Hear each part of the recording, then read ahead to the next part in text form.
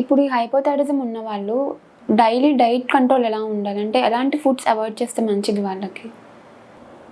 Hypothyroidism ఉన్న వాళ్ళు అంటే అన్ని ఫుడ్స్ తీసుకోవచ్చు. డైట్ మనకి ఎలా ఉండాలంటే లో కార్బోహైడ్రేట్ డైట్ ఉండాలి, లో ఫ్యాట్ డైట్ ఉండి వెయిట్ కొంచెం మెయింటైన్ చేసుకుంటూ ఉంటే మంచిదండి. న్యూట్రిషనల్గా కూడా మనకి వైటమిన్స్ అవన్నీ అందేటట్టు బ్యాలెన్స్డ్ న్యూట్రిషనల్ డైట్ తీసుకోవాలి. మనకి ముఖ్యంగా అయోడిన్ డెఫిషియన్సీ వల్ల వచ్చే ఛాన్సెస్ ఉంటాయి కాబట్టి ఐడైజ్ సాల్ట్స్, ఎక్కువగా మనం ప్రాసెస్డ్ ఫుడ్స్ ఉంటాయి కదా, అవన్నీ అవాయిడ్ చేసి ఇంట్లోనే చేసుకునేటట్టు చూసుకోవాలి. వైటమిన్ డి రిచ్ ఫుడ్ అంటే ఎగ్ యోక్, స్ప్రౌట్స్ ఇట్లాంటి వాటిల్లో మష్రూమ్స్లో కొన్ని మష్రూమ్స్లో కూడా విటమిన్ డి ఉంటాయండి.